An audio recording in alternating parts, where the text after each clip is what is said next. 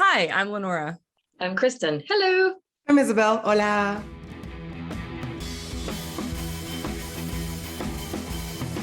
Hi, I'm Kristen Tetzi, author of The Age of the Child, in which a desperately child-free woman finds herself pregnant after a newly overturned Roe v. Wade. And her story goes from there.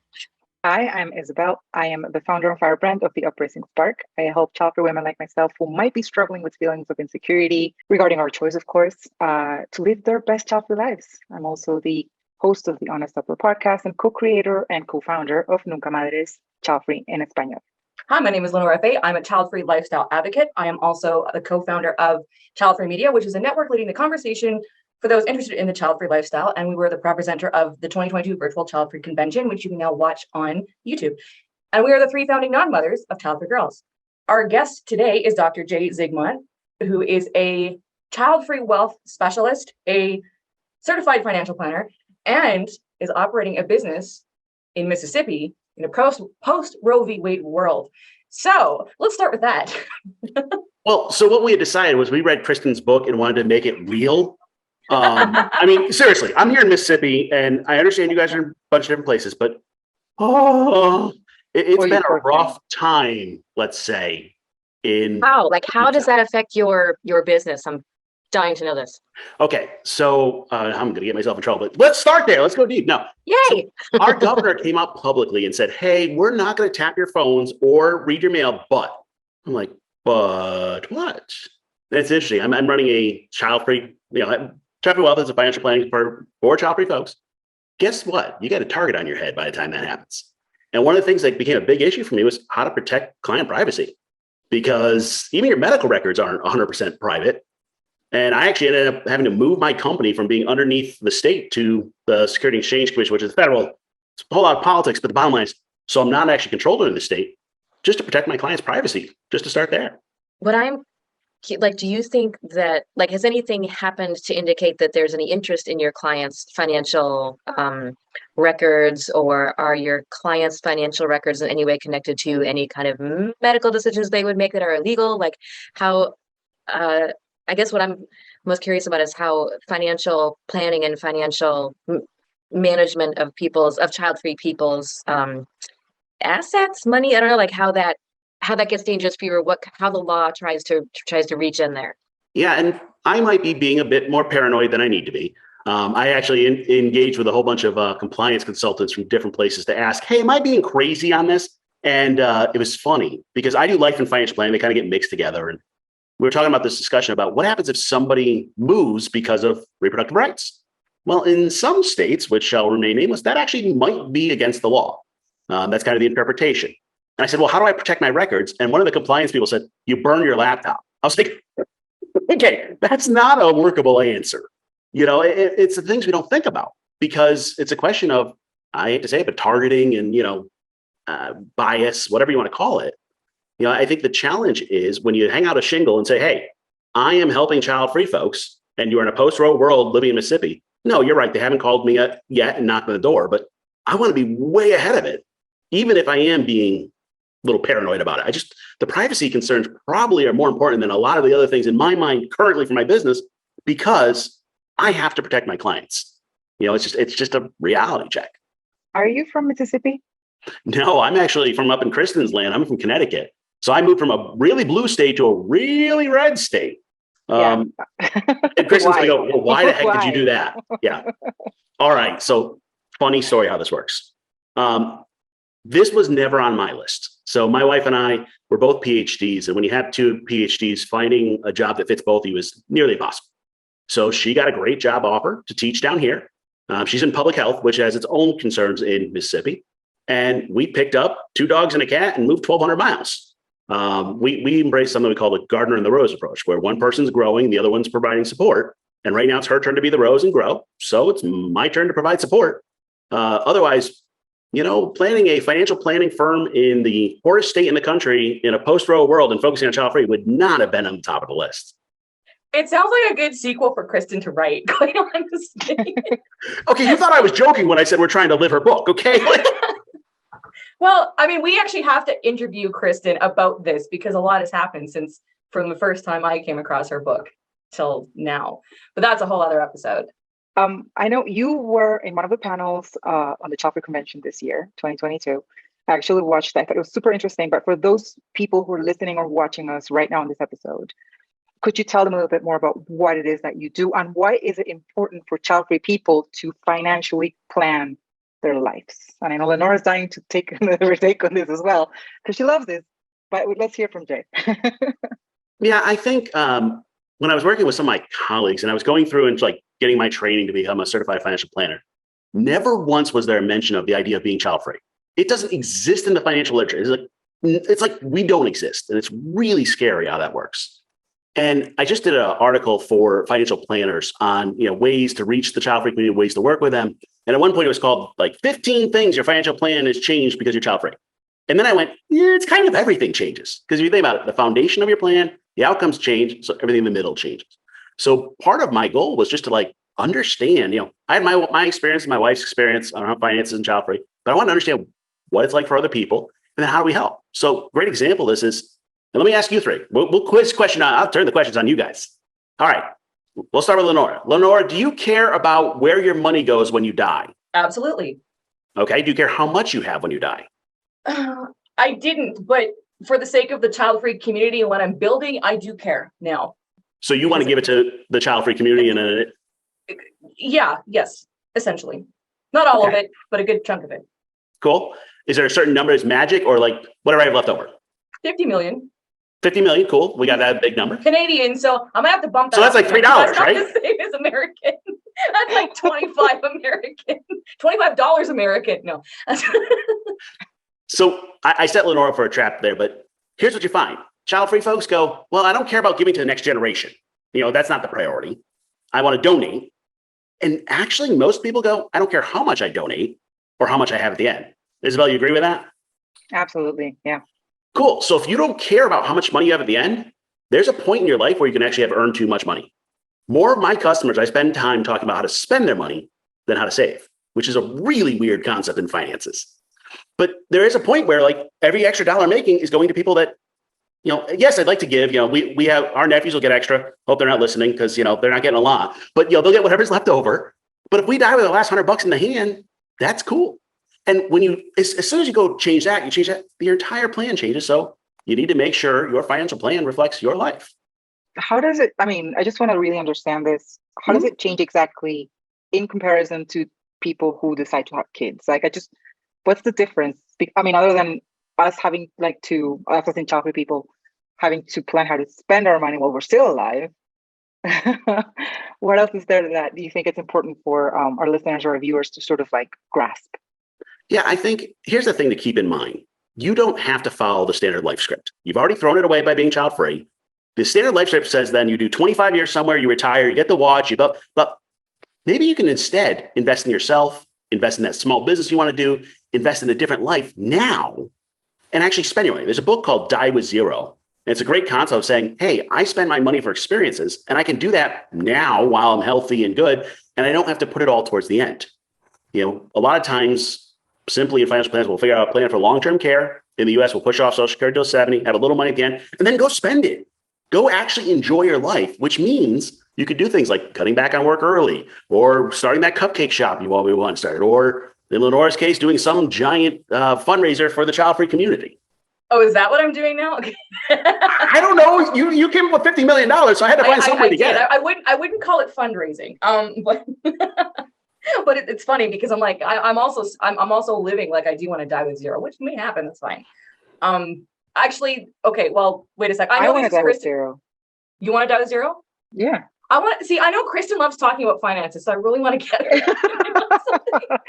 Great. She's being sarcastic for okay. You're not. But this is Jay. Actually, Jay, meet Kristen. Kristen does. I don't want to throw Kristen under the bus. She how do you? Because I'm really passionate about this subject for not being a professional in it. But when I meet somebody like Kristen, I'm like, how do I talk to them? Like, this is actually an important conversation to have. I understand it's important. I really do. Yeah. And we probably have a lot of listeners who feel the same way that you do. It's important. Yeah. And I'm guessing what you were going to ask is, so when you come across people like Kristen, how do you get them to care about their finances? How do you get them to listen for longer than 5 minutes to what I know? It's not like it bores me. I swear, on a conscious level, It's not like I find what you do boring. Ian, my husband, is super into finances, and he would talk about it not all day long, but he's into it. I swear it's kind of like a narcoleptic sort of, like I can't control it. I just go elsewhere It's like when people talk after about a their certain pets to number of me. minutes. It's like when people Huh? talk about their pets. I'm like, "Ugh." Exactly. Yeah, and you like my dog, and you like Isabel's dog. So it's not like you hate animals. It's just like you just go elsewhere. So, Kristen, you're right about in two different ways. One, I argue that people would rather talk about their sex life than their finances. Like, seriously, like if I ask people about their finances, like, yeah, we don't want to talk about that. But, we can talk about who we're dating and how we're dating and what's going on. And it's like a taboo topic. But the other thing is people avoid it. They're like, oh, there's nothing worse than talking about finance. You're right. The way I look at it is finance is actually the money is the easy part. To figure out the life you want with it is a different question. So where I go with this, I start with people and go, what life do you want to live? Cool. Let's figure that out. By the way, most people don't actually know that answer. My joke is, what do you want to be when you grow up? And most people are like, I don't know. I'm 70. I don't know this answer yet. Yeah. But I'm like, what life do you want to live? Cool. Then let's make the finances fit it. If we start with finances, nobody wants to do that except the financial nerds. And by the way, I wasn't one of them. Like I grew up broke, grew up with no money. I made all the mistakes in the world and then had to learn there's another way to do this. And I think that's the challenge is if we think about the money, you're right, boring as heck or scary or whatever else it is. But life is important. How do you advertise? Like, how do you get your child-free clients? Like, what do you do? You put an ad well, I don't know if people put ads in papers anymore, but like locally, do you get your business putting child-free financial planner, or like how do you get them? Yeah, I don't advertise in Mississippi. I You serve the whole should, and then tell us about it. I serve the whole U.S. But I actually do a lot of press, and I listen to your podcast about the trends. And interestingly enough, this discussion of finances and child free is a popular trend. Actually, Lenora joined me in an article on Market Watch and Wall Street Journal, and a few others folks that brought that out. I actually find there's a lot of people that don't realize that the term child free is them. They're like, oh, hey, this person serves people like me. I didn't know I was child free. And then, of course, I do a lot of work in the child free community and groups and online and all that. But to be frank, I've got more business than I know what to do with. I just added another financial planner. Corinne just joined me, and we're growing, and we're growing much faster than expected. People are going, oh, I didn't know this exists. I mean, there's one other financial planner. He co-hosts, we do a podcast called Childfree Life and Money. Matt and I are the two listed in the US for the entire 20% of the population that's child free. So actually, don't have to do that much advertising. We have to just say, by the way, we exist. And is it just child free, or do you also target childless people since their life is basically not psychologically, but their situation is basically the same? Yeah, I call what I do as child free and permanently childless. And I'm very specific about that. If you're still planning to have kids, that's the standard financial plan. Once kids are no longer in the picture, whether you got, how you got there, whether choice or not, isn't what matters to me. It's how it changed your financial plan after. So if someone in Mississippi accidentally gets pregnant, I guess you're just going to boot them because they can't get an abortion. No, what I'll say is, hey, I'm not the right person to help you. Really dark turn. I didn't know we were going there. I mean, Lenore invited me on to talk about some stuff and didn't warn me. I do this to all my friends, Jay. What can I tell you? So you sign up your friends, then go way dark. Got it. I can't help it. Hey, you've listened to the show. You should know that we are not afraid to go there. Oh, and I'm not either. But so here's where I lost my mind. I had a reporter, it was actually from the Wall Street Journal, ask me, are people moving their houses because of Roe? And the answer I've got people says yes. And then I realized I can't put that in print. Okay, so it may be illegal to move because of Roe, and that I imagine is different from being illegal to cross state lines to get an abortion, which is equally. There are those who say they're the same because you are moving for reproductive rights. And by the way, it's a stretch. I'm 100% with you, but this is how crazy it's gotten out there. These are the type of discussions that, I've got people in Texas, and that's some of the discussions in that state. By the way, if you're moving for better weather or for, scenery. Just remember that. It's like right, the one a better school system for your future children, which of course you're going to have. Praise be. Yeah. The one that worries me is people that are paying for GoFundMe's, because now you've got public record of you supporting somebody going for an abortion or some other, and that I have a feeling we're gonna have some issues with. Okay, now this is a different scenario, but here, so Canada, we had the trucker convoy thing earlier this year. And so this was a bunch of truckers traveling through the country to Ottawa to fight mask mandates and all that stuff with COVID, because we were a little more strict here than the States was. And there was a lot of like people donating to the GoFundMe and all that sort of thing. And there was, they didn't go after like, I think people donating $10, but some big amounts, and certain people they went after for that. So they do, you know, and I think GoFundMe shut down the main thing anyway, because it was like $10 million or something. It was coming from all over the place. So just to say that they do monitor that, which is scary. I mean, not so much. I could care less about the trucker convoy thing. I didn't believe in it, but the abortion, like what's happening in the US, that is really scary. And even thinking about, you know, like for your business. And now again, Mississippi isn't the only state that's going through this, right? Like there's other. Right. Sorry. I'm so mad. I'm knocking things over on my desk. All right. So personally, like for you, how do you, I mean, you're talking about protecting your clients, but how do you protect you? Because also not to drag your wife into this too, but you have to protect her as well. And, you know, like, yep. I know you don't talk about her in any of your interviews and stuff like that, really. So yeah, I respect her privacy, and that's her thing. Luckily, we don't have a personal issue. We've addressed that, so not going to be a problem for us. I think one of the debates we had, just to be transparent, was if you're behind enemy lines, let's call it that. So you're in one of these states where rights have disappeared. Do you move and, you know, take your dollars with you and all that, or do you stay and fight? We're staying and fighting, but it's interesting. It's a debate. Everybody has to make the choice. I've been talking to people all around the country. I serve people all around the country, and I've had people say, hey, yep, I'm moving, of course, because of the weather, but they're moving. I've had other people say, I'm staying and fight. I've had other people say, the only way we're going to change is from inside. I don't know the right answer. We just have to be able to respect that. And we have to make it part of our life decisions. You know, the way I look at it from my business standpoint, I made a decision a couple months ago when I was debating this. I said, look, if the business goes down in flames, that's okay. I'm going to protect the clients and their privacy. That's kind of my decision. Financially, that's a really bad decision, and I'm the financial person talking about that. But that's just kind of where I stand. You know, if I'm going to serve the child-free community, you know, Lenora and I, this is kind of like a little behind the scenes. Lenora and I, when I post an article or one of the press, I sick her on the comments because there's always people with these like stuff, which I just can't handle. I am not thick enough skin for that. I will instead protect my clients. I will help people. I will do that. I'll get the word out there. You know, I put out a book. I'm putting out a study. I'm trying to get all the information out there so people can do it. And then I let Lenora fight with the haters. Can I just say I owe that credit to Kristen, because 3 years ago, I could not do that.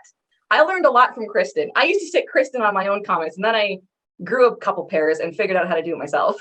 So thank you. Okay, so you just said I don't have a pair. Okay, I mean, that's kind of mean, but I'm okay with it. Like, see, I know where my lane is. You know, I'll be out there talking about this stuff. You know, I'm okay doing that, and then I'll leave you to the comment section. That's fine. That works. Jay, you just mentioned that you do a lot of press and you've written several articles. How many times do you have to explain people what child-free means? Oh, everybody. Like, seriously, they don't even know the term. And I'm currently in a battle with the AP guide because it has a dash in the middle of child-free, and we can get on a discussion. I had one reporter say, hey, great idea. I love what you're doing in finance. I'm not sure I can put the word child-free in print. I was like, huh? He says, well, we have guides of what we can and can't put in print. And it's like the word suicide. We're not allowed to use that because people might do it. And I was like, That's all right. What? Like, okay. So what I'm doing, so I do two things. I go to child-free folks and say, you should work by your finances. That puts Kristen to sleep. I then go to the financial people and say, you should talk to the child-free people. So I'm like talking to two different audiences. And, you know, I don't know, I did like 20 press hits this month or something. I'm doing quite a bit of it. And you'd be amazed how people go, you exist? I'm like, yes, we're a large group. I mean, seriously. And I feel like I'm screaming from the rafters. But the thing is, we get used to the child-free communities that we're all like talking to each other. We're having debates about like how we use the term and different things. And I'm the community like, huh? This is a way of life? You're not going to change your mind? And I'm like, oh boy, you know, it goes downhill. Especially when those articles come out in the Wall Street Journal. I swear the comments are the most eye-rolling in that. Okay. I actually have a subscription now to the Wall Street Journal. Thanks. Of course you do. We're only not to- surprised. It's only to yell at people. I don't actually read. I need to start reading it. But it's like the audiences. I've learned a lot about American audiences, and I think it's New York Times. I have a subscription. I don't know. I've got all these subscriptions now. I don't know if that was a smart financial move on my part, but whatever. So within 2 weeks, we had an article come out, or like 3 weeks, between Market Watch, Wall Street Journal, and Yahoo. And if you look at the comments between the three, Yahoo was a complete dumpster fire. There was nothing to it. And then you can see almost like the class arguments going on. So like one of the things I've been talking to in the press is like, hey, I'm putting out a report now. It says, being child free doesn't make you rich. Like people have this assumption. You have no kids, you're rich. No, I got people that are struggling. I got people that are doing great. It's the same income disparities. But people are always making these comments. Well, they don't have to worry about their finances because they're rich because they don't have kids. And I'm like, where's the just respect for each other and just honor and dignity and just, I don't know. But yeah, the comment sections by category, you need to see the difference between them. I was about to ask you about, that specific bingo. That, bingo, not bingo, actually, it's just a misconception or a myth about child free people that all of us are rich and we're rolling in money. And we have so much money that we don't know where to put it. And so I just wanted to get your take on that, because we hear this a lot. So Yeah. would you care to weigh in on that as well, or maybe give some advice to us, to people like me who hear it all the time, and we just want to make people understand that that's not the case. Well, And part of also, sorry. plug your book, because your book is a really great way of highlighting the what's the word, spectrum of how child-free people are actually, like the realities, because I think it really it represents a lot of different scenarios. So sorry, to Isabel's question, part of the issue was we don't have great data on the child-free community because it's just like an assumption. They're like everybody. So I actually set out earlier this year, did a survey of 299 people, did interviews with 26 of them, put out a book, Portrait of Childfree Wealth, and the survey is actually out now, the results of it. And here's what I found. If people are child-free and barely making ends meet, which there are, people are struggling, if they had a kid, they would drown. That's just how it works. It's not like they're going to be better off with or without one. I had somebody in my book, Carly's Portrait of Struggle. Her real excitement was she had moved from an air mattress to a bed. And that's great. And financially, that's a huge move. And people are like, well, aren't you okay? Well, what happened was she moved back. So she was outside the US, moved back to the US in February, March of 2020, which is right when COVID hit. Yeah, I got 2020. I got the years right. I have to think about which year we're in now. And moved right back on the last flight that came back in the US and then tried finding work. You're out of luck. There's nothing you can do. And people go, well, but you're child free. Yeah, I still got bills. And interesting stats, child free, childless folks, and this is a combined stat, 32.1% will never be married according to the US Census over 55, as opposed to about 2.5% of parents are never married. So we're talking about giant changes in the couple, which changes the health, the finances, especially like around housing. I don't know how you afford a place as a single person in the US nowadays. You got to have a really big salary.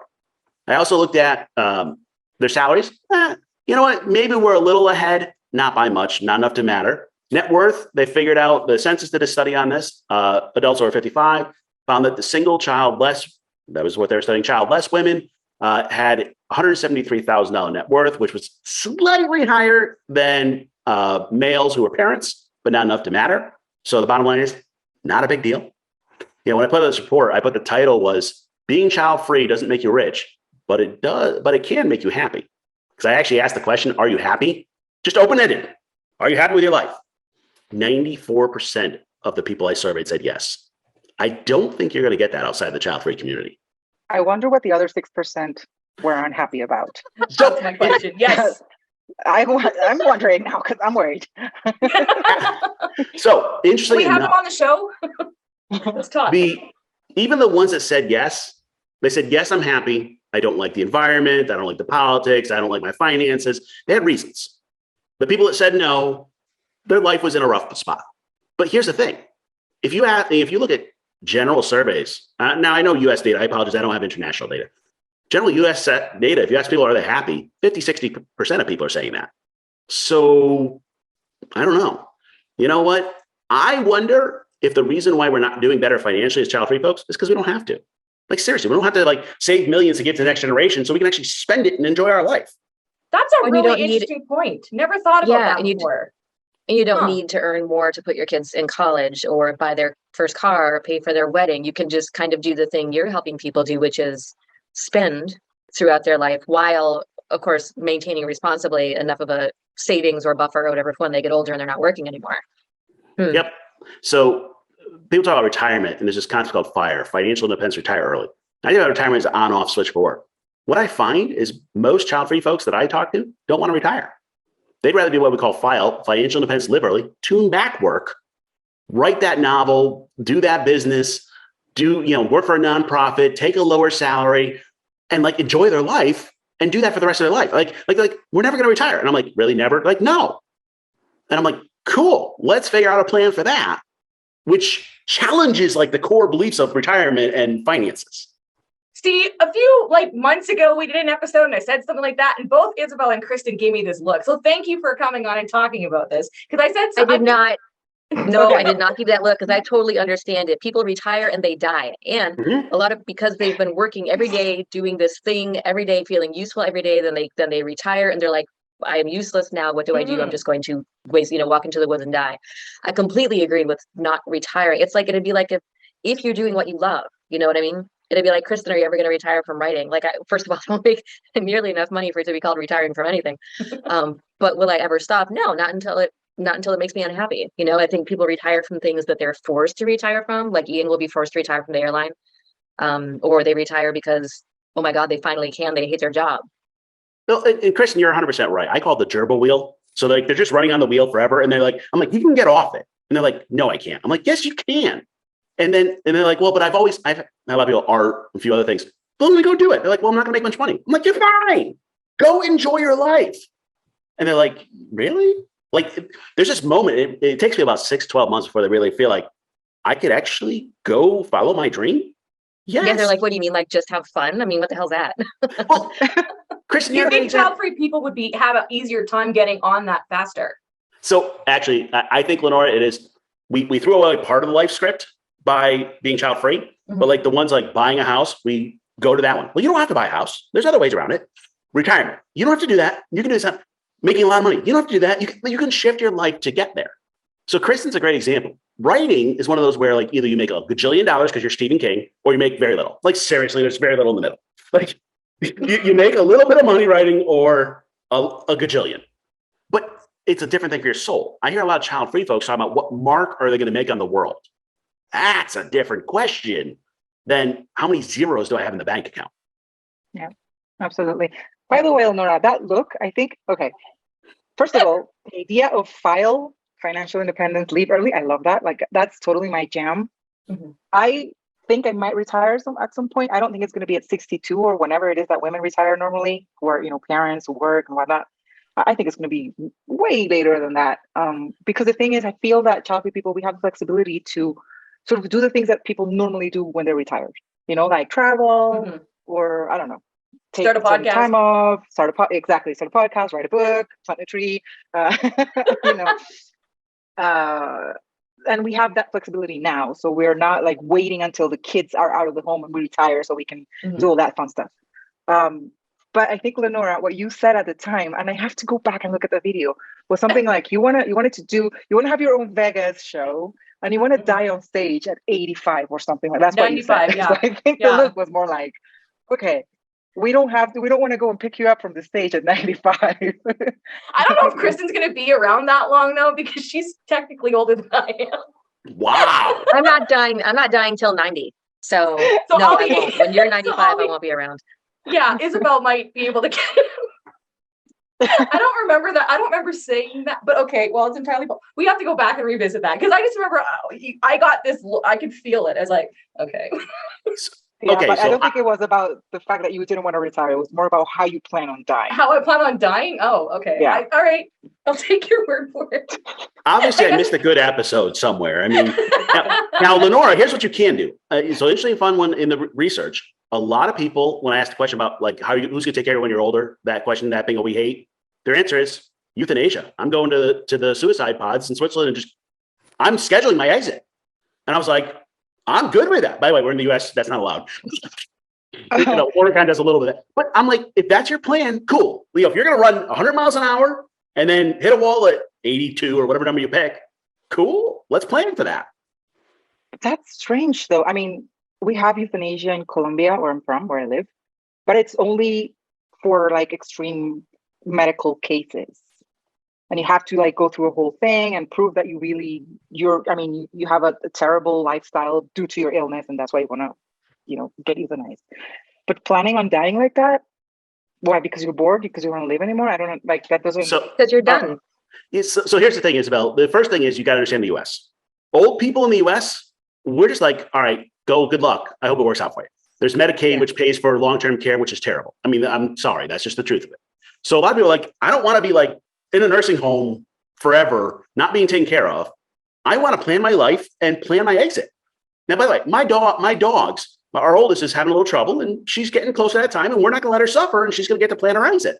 I don't know why I can't do that for humans. That's a different discussion. But I think what's happening is it's once again that life script we're kind of spinning going, I'm going to live my life authentically and just end it when I want to. I mean, ideally, I would just like to go in my sleep because that would be less traumatic for the people in the audience. Or, let's say I just keel over on this podcast. Not this particular episode, but I would prefer just to go out in my sleep, kind of like the Queen. Like that just seems really nice and peaceful in my castle. Like, why not? Doesn't have to be in Scotland, but still. They give me these looks a lot. Yeah, because this is just you. We love you so much. All right. So let me quiz you guys a different one. I have data on this, and some of you may have read it in advance, but let's have some more fun. What's the number one reason I asked 299 people, top 10 answers on the board. Number one reason why people choose to be child-free. I think I know the answer, but that's probably because I looked. So I can't answer. I think I know what it is. I just skimmed through. So this does not include just don't want to be a parent. There's like an actual. Actually, no, that is a choice too. But that's not the number one. Well, so here's what I asked them. Open answer. I said, why'd you choose to be child-free? That's the entire question. Let them answer it. I would guess number one answer is financial freedom. Okay. Isabel? Freedom. Just freedom. Cool. Freedom's number two and finance is number two, freedom's number three. Number one is actually never wanted children. Oh, Okay, so Kristen, you were right. I was wrong. Yeah, so Well, You were on the right path. Okay, so a lot of people from a young age, literally, they were citing, 6, 8, like young age, never wanted children. Now, interestingly enough, most people, when they answered the question, had multiple answers. And it was pretty well thought through. I think one of the things that give people credit, we've got some good data now, says child-free folks they've thought through their choice heavily. We're not surprised here, but I will tell you outside the community, that's a surprise. But number one, never want children. Number two is finances. Number three is freedom. Now, one of the interesting ones I found in the data, I hate this one. I was going to talk to somebody about financial software. They said, what's your specialty? I said, child-free. They said, oh, so you hate kids. I'm like, no, you can't say that. Interestingly enough, 13.7% flat out said, don't like kids. But that still means 86% said other reasons. but I don't think that not liking kids doesn't necessarily mean that they hate kids. Oh, these people actually said they hate kids. These were very clear. Oh, Don't like kids. But that doesn't mean they want to harm kids. I think that's where things get taken out of context in, not this conversation, but in, conversations with non-childfree people, because, it's just, oh, you hate kids. Well, look, a lot of parents don't like kids. They just like their own child. But and we know that parents also harm their kids too. So, there's that. But hating kids or just liking something doesn't mean you wish it harm or are going to harm. I wish there would be more of a distinction about that. I don't think that is, I've never understood that to be the assumption. I think it's just considered in poor taste to not like children. You're just not supposed to not like them. Well, that's pronatalism for you. Yeah, Yeah. It's stupid. Yeah, everybody loves children. That's the Especially Zuli. the belief. That's the belief, and then we're breaking with that because we don't want to have them. So of course we hate them, and we want to, stop people reproduction. Anyway, Reproducing. we're not all exactly. Thank you. We're not all antinatalists. So that's I think we need to make clear. Absolutely. And that's what I try to show. So interestingly, some other things that come up besides the freedom and finance, the environment, both the actual literal environment, the political environment, big things, also medical and mental health issues. I don't want to pass on to another generation. Also trauma. I don't want to pass on the trauma I had, the way I was raised. I mean, these are big, heavy issues. So next time somebody makes assumptions about people who are child free, I'm like, you have no clue what their life is like. You have no clue what went into this decision. And if we could just stop and talk to each other, we could find out people are thinking this through, making a good choice for themselves on really good reasons. So we do have to start wrapping up. But Jay, I wanted to ask, is there something that has surprised you in any of the conversations aside from this one that you've come across in the child-free space in your research, whether it's for your book or for articles, or even a reaction from reporters? What I guess what's the question? What has been the biggest surprise to you on this topic? Yeah, I think the biggest surprise for me, and it's just because I live in a different world, is how many people don't realize they're child-free. I think that we all, like in this group, get the term, get the community, get everything. But I don't know that we are talking to the rest of the world, the ones that aren't on the online circles. The other thing, and I'm going to go for a twofer because Lenora gave me the option, is I posted an ad saying, hey, give me your information about child-free wealth. What's your life like? Post that on Reddit. It got flagged as hate speech multiple times. And I'm like, cool. So people don't know child-free, but if I use the word, it's hate speech. I'm like, what in the world am I getting myself into? There is a clear need for more people to not only know the term, but understand, like really understand the term. That is for sure. I was still a little hung up on child-free basically being compared to the word suicide. And oh no, if we use certain words, people might try them. First of all, that's just ridiculous anyway. But so maybe it's biological suicide. I don't know. I don't know. And the reporter's well-meaning, and there's just an explanation. But I'm like, it's amazing to me. And Lenore and I have had these conversations offline. But I think we as a community need to be out there talking to everybody and saying, hey, by the way, we exist. Yeah, maybe we're a little weird, but we're not, weirdos. We've got a different life choice. We're a large group and we should be respected. I've been starting to do a lot of work in the DEI work and inclusion and trying to figure out how do we get these messages out there. I think we all need to make an effort to talk outside of our community. I know that's risky. That's why I'm getting, flagged as hate speech and seeing reporters call it like suicide, but we need to make that effort. One thing we didn't ask you, which is funny, but so you're a child-free guy. I mean, obviously, but with no cojones, according to you, because I don't, I really did not mean that. You all saw it. She said it. I did. I'm sorry if I offended you. I did not mean it. When you said it, I was like, oh my God, Lenora, come on. If we're gonna go with stereotypes, and let's call them out. You want to make me one of the girls that bad? I guess. I don't know. Yeah. Like. Okay. What was my question?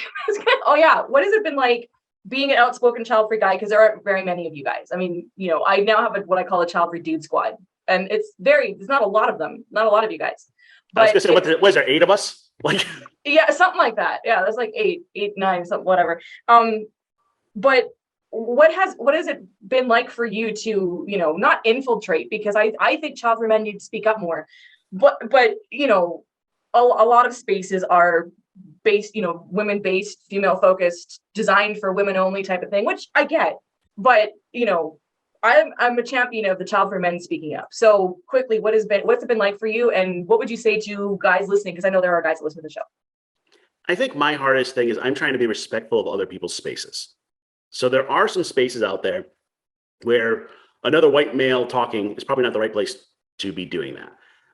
And there are some groups where it makes sense for a group for women or men or whatever it is, and I'm trying to be respectful of that. I think at the same time, we all need to be talking about things and being open with it, which I look at it as I'm talking about 2 taboo things, child-free and finances. Like, seriously, that's a terrible mix. But the only way we can improve that is just to go out there and talk about it. Matt and I have started a podcast, Child-Free Life and Money. It's 2 guys talking. I guarantee we have different discussions than you all do, and that's okay. It's not saying one's better or worse. It's just different. I would like to talk about money more, but these two Kristen would fall asleep, but Isabel and I would just talk about spending money. So, which we do very well. We both do that very well. Right. So yeah. Jay, is there anything that you want to plug, promote, say? Go ahead, your book. Sure. So childfreewealth.com. That's where you go look. We actually have a new product we just launched of a self-directed financial planning. So if you don't want to talk to one of us, you could actually learn. We have over 100 videos with the common questions. We answer the question, well, who's going to take care of me when I'm older? How do we do that? But we also have, individualized options, all that. What I'm trying to do is make finances accessible to everybody, whether, no matter how much you make. Unfortunately, it's only US. That's just because of regulatory things. Also on childfreewealth.com, you can take a look, childfreewealth.com/book. Throw your email in there, and I'll send you an electronic copy of the book, Portraits of Child Free Wealth, which has 26 stories of people all across the US, all across different ages and wealth, and what their life is like. Awesome. Well, thank you. That is it for today's episode. You can reach us if you want to leave a comment, have any episode suggestions, have any thoughts on today's episode. Our email is childfreegirls@gmail.com. Of course, you can visit our website, childfreegirls.com. And don't forget to subscribe to this, our YouTube channel. Leave comments there. And yeah, I guess I don't do this part very often. If you're not watching, but rather listening to us on iTunes, Spotify, or any of the other platforms, you can also review. Leave us 5 stars. We love to hear from you. You can also find us on Instagram, Facebook, and Twitter. We're the most active on those platforms at Childfree Girls. And you can also find us on Amazon. We have a book, Childfree Comfort Food for Thought. It's right behind Lenora. The link is below. So make sure you go and check it out. It's a great thing. It's a great little book for you or a gift for Childfree friends. Or something you can stash in a coffee shop somewhere where somebody will find it, or put it in a pregnancy test aisle in a drugstore. I don't know. In Mississippi. Our question for you today is, have you thought much about your own financial planning, or have you assumed that because you don't have kids, you don't need to worry about that kind of thing? How likely are you to run to Jay's website really quick and go check that stuff out? No, but seriously, that, and also, have you thought about financial planning? What have you done to plan for your own life/retirement/old age/death? Hell, are you going to go to Switzerland? Let us know in the comments below, or send us an email if you want to keep it private for some reason. And also, if you have anything you would like to air publicly and receive feedback on from us, as well as from other child-free viewers/listeners, you can send us an email to childfreegirls@gmail.com, but put Dear Child-Free Girls in the subject header, and we will post it with our answers and allowing people to comment in the comment section. You can be anonymous. Just let us know that you want to be anonymous. I have a quick question for Kristen. Are you going to go to Jay's website and plan your financial future? Only when she wants to fall asleep is what it sounds like. I'll order the book. And then I'll give it to Ian. Don't forget to tune in a couple of weeks for our newest episode. Bye. Bye.